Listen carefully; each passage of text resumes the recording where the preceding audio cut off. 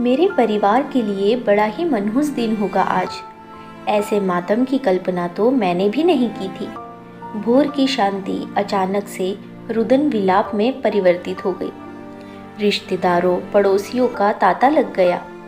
मेरा छोटा भाई और चचेरे ममेरे भाई एक के बाद एक सभी एक दूर पास के लोगों को फ़ोन लगाकर मेरी मृत्यु की सूचना देने में लगे थे।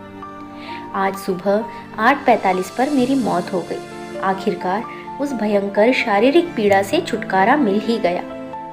मैं अपना शरीर त्याग कर ठीक हूँ, बहुत ही बेहतर स्थिति में। मेरी आत्मा और मेरा मन सही तालमेल में लग रहे हैं। गजब का हल्कापन महसूस हो रहा है। इतनी खुशी शायद जीवित रहते हुए भी कभी महसूस नहीं हुई। मुझे गुजरे हुए अभी सिर्फ 1 घंटा ही हुआ है, पर जिस पल मेरी मौत हुई सब कुछ बदल गया। अपनी बीवी व 3 बच्चों को मेरी लाश के सामने बिलखता देख कुछ भी फर्क नहीं पड़ रहा। मेरी पत्नी रो रो कर अधमरी हुए जा रही है, पर उसे देखकर दया भी नहीं आ रही। मैं अपने घर का इकलौता कमाऊ इंसान था। मेरे बिना मेरे बच्चे और सीधी सादी बीवी क्या करेगी, इन सब की चिंता से भी मुक्त महसूस कर रहा हूँ खुद को। मैं इस दृश्य और त्रासदी से बिल्कुल आहत नहीं हूँ। धड़कन बंद होते ही दिल ने अपना काम करना छोड़ दिया। अब तो चाहकर भी दुखी नहीं हो पा रहा हूँ। सुकून की बात है कि सब कुछ देख और समझ पा रहा हूँ, बस महसूस करने वाली इंद्रियां मर गई है। जीवित रहते इतनी वेदना सहता था कि हर पल बस यही कामना रहती थी कि अब मरूं, अब मरूं। काफ़ी समय से कैंसर से की पीड़ा भुगत रहा था। गत 1 वर्ष से शैय्याग्रस्त था। बीमारी के अंतिम पड़ाव पर बदन सूख कर काटा हो गया था। कीमोथेरेपी से चमड़ी काली पड़ गई। दवाओं की शीशी चढ़ाने के लिए सुइयां घुसा घुसा कर नसें सूख गई। बाल नहीं रहे, मुंह में छाले पड़ गए। 6 महीने से ऊपर बिस्तर पर पड़े पड़े हाथ पैर सुन्न हो गए थे।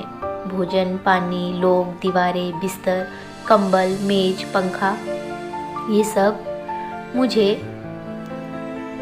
कभी कभी देखने आने वाले लोग, मेरे पेशाब की बाल्टी, खिड़की में रखा पानी का गिलास, अलमारी के ऊपर रखी आयुर्वेदिक दवाइयों की डिब्बियाँ, दूसरे कमरे से आती टीवी की आवाज़ें, रोड पर चलते वाहनों का शोर, सब एक ही पायदान पर आ गए थे। किसी से भी भेद करना मुश्किल था। सजीव निर्जीव सब बराबर हो गया था। आंखें खुल रही थी और सांसें चल रही थी। बस आखिरी 1 महीना सिर्फ पानी की कुछ बूंदों पर जिंदा रहा था मैं। ना जाने कब से पेट में जमा किया घूट घूट ठोस मल भी तब्दील हो गया नहीं हो पा रहा था। दुर्गति की पराकाष्ठा यह थी कि खांसने पर मुंह से और मल करने की चेष्टा से गुर्दों से बचा कुचा खून भी बाहर आ जाता था। ऐसे बुरे समय में कोई क्या जीना चाहेगा, इसलिए जीने की इच्छा तो जीते हुए ही छोड़ आया मैं। अब तो मेरी खुशी का ठिकाना नहीं है। एक बार फिर स्वतंत्र हूँ मैं, सभी बंधनों से मुक्त। आह, मेरे घर वाले पिछले 1 घंटे से बिलख रहे हैं। सबके चेहरे पर थकावट है। मेरी बीवी तो लगता है बस अब बेहोश ही हो जाएगी। मेरी वजह से पिछली कई रातें जागने व हर सुबह मेरी जड़ स्वरूप काया को देख देख कर आंखें थक गई है उसकी। मुझसे बहुत प्रेम करती थी, पर क्या मुझे रोज इस हालत में पाकर मेरी मृत्यु की कामना न की होगी उसने।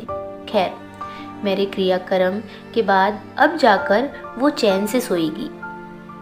45 वर्ष की उम्र मरने के लिए कम होती है, पर दुनिया के हर परिवार की तरह मेरा परिवार भी संभाल ही लेगा खुद को।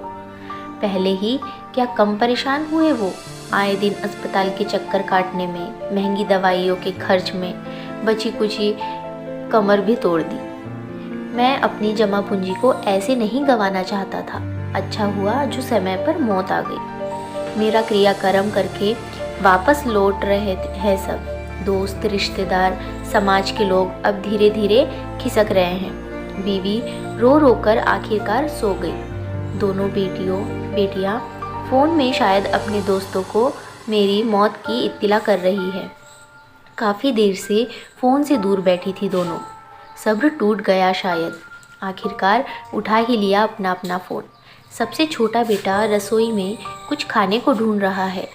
सुबह से इस रोने पीटने में भूखे पेट बैठा है बेचारा। जो करीबी रिश्तेदार हैं वे भी धीरे धीरे विदा ले रहे हैं। किसी के बच्चों की परीक्षा है तो किसी के ऑफिस में बड़ा काम है। इन दिनों कोई मेरी वजह से पूरे दिन दुकान बंद रखने से हिचकिचा रहा है तो कोई वैसे ही बोर हो रहा है। मातम का माहौल भला किसे पसंद है। जो मर गया उसके जाने पर समय खराब करके भी क्या मिलेगा। लोग समझदार हो गए हैं। कम से कम मेरे घर वालों को मेरे अच्छेपन की याद दिलाकर उन्हें छाती पीटने के लिए मजबूर नहीं कर रहे। वैसे नाटक सा प्रतीत होता है। वैसे भी शाम हो गई, आज के लिए काफ़ी है इतना।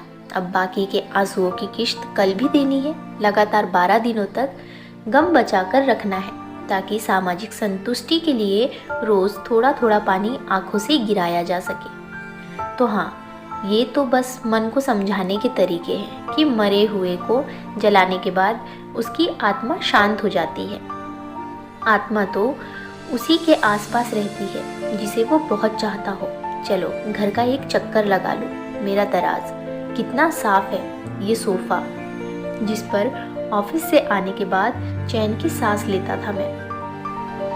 मेरा कुत्ता, इसे भी समझ आ गया है मैं अब नहीं रहा। कल रात से ही मायूस पड़ा है किसी कोने में। मेरी पेन्स का कलेक्शन कितना पसंद था मुझे। तरह तरह की कलमें जमा करना, मेरा चाय का कप, मेरी पसंदीदा शर्ट, मॉर्निंग वॉक वाला पार्क, मेरी शादी का एल्बम और मेरे बेडरूम में पड़ी ये मेरी अब भी चमचमाती मैन ऑफ द मैच की ये ट्रॉफ़ी। मेरे जीवन का सबसे बेहतरीन क्षण था वो। इससे जुड़ा हर एक दृश्य इतना जीवंत है आँखों में कि लगता है जैसे कल की ही बात हो। वैसे मरे हुए को भूलने के लिए 12 दिन तो बहुत होते हैं। संभावना है कि मेरे अपने कुछ महीनों में भूल जाएंगे मुझे, पर मेरा बसेरा यही है, इसी घर में, अपने कमरे के शोकेस में रखी इस ट्रॉफी में। जब तक इसे यहाँ से उठाकर कहीं और ना फेंक दिया जाए। तो फ्रेंड्स, आपको ये स्टोरी कैसी लगी अपनी राय कमेंट बॉक्स में ज़रूर बताएं। वीडियो को लाइक शेयर ज़रूर करें क्योंकि आपके लिए मैं ऐसी ही अच्छी अच्छी कहानियाँ और सुविचार लेकर आते रहती हूँ। और चैनल सब्सक्राइब करके बेल आइकन दबाएं जिससे आने वाले हर लेटेस्ट वीडियो की नोटिफिकेशन आप तक सबसे पहले पहुँचे। धन्यवाद।